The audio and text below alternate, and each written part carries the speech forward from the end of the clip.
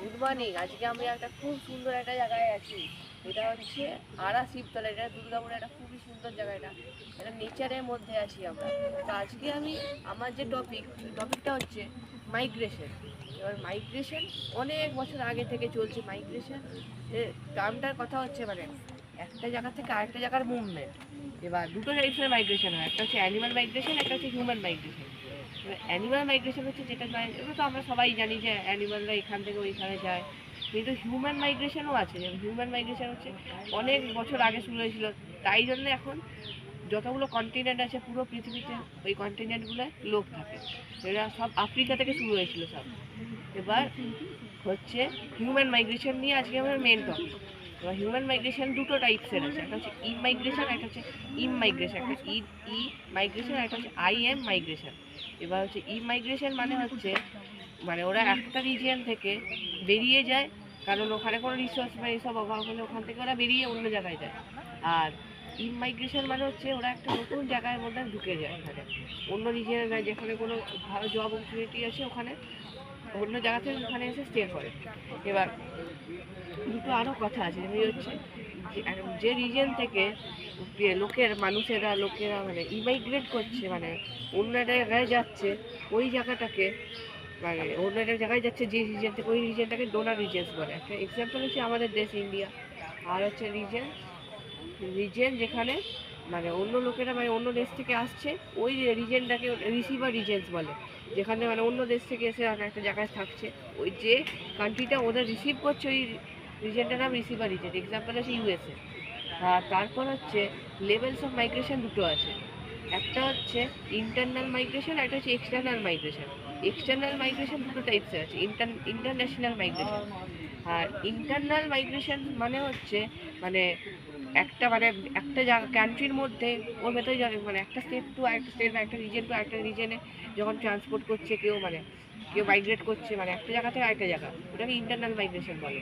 আর external migration মানে হচ্ছে external migration হচ্ছে একটা জায়গা থেকে আরেকটা রিজনেও যায়।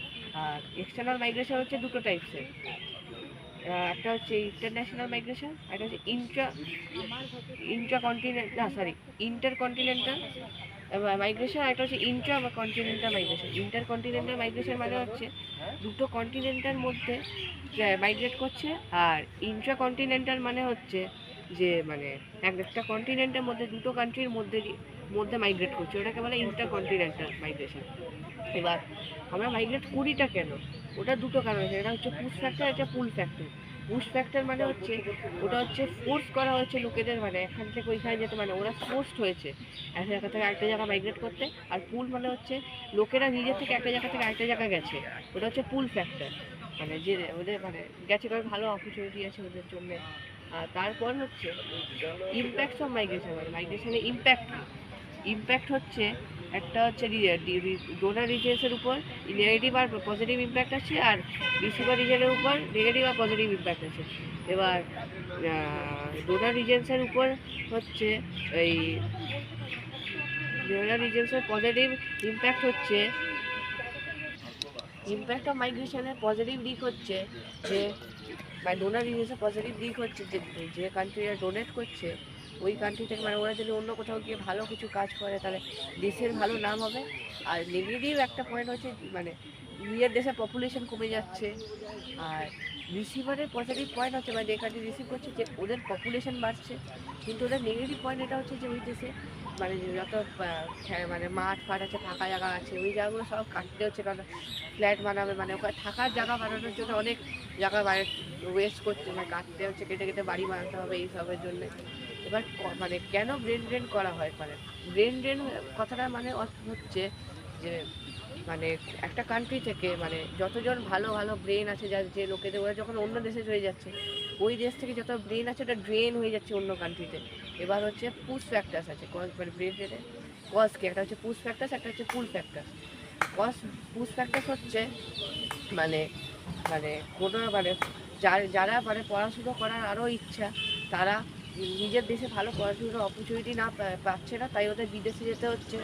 এটা হচ্ছে মানে ফোর্স হচ্ছে ওদের, ফোর্স করতে হচ্ছে ওদের যাওয়ার জন্যে। আর পুল ফ্যাক্টার্স মানে হচ্ছে যে মানে অন্য দেশে যখন কোনো ভালো কোনো ইনস্টিটিউট আসে তখন মানে নিজের দেশ থেকে ছেলেরা ছেলেমেয়েরা ভালো কিছু পড়াশুনো করে বিদেশে যাওয়ার চেষ্টা করছে যাতে ওখানে গিয়ে ভালো পড়াশুনো করতে পারে, সেটা হচ্ছে পুল ফ্যাক্টর। এবার এটা ইম্প্যাক্ট কি ব্রেন ড্রেনের, মানে ব্রেন ড্রেন কথাটা ইম্প্যাক্ট কী হচ্ছে, ইম্প্যাক্ট হচ্ছে নেগেটিভ পয়েন্ট আছে আর পজিটিভ পয়েন্ট আছে।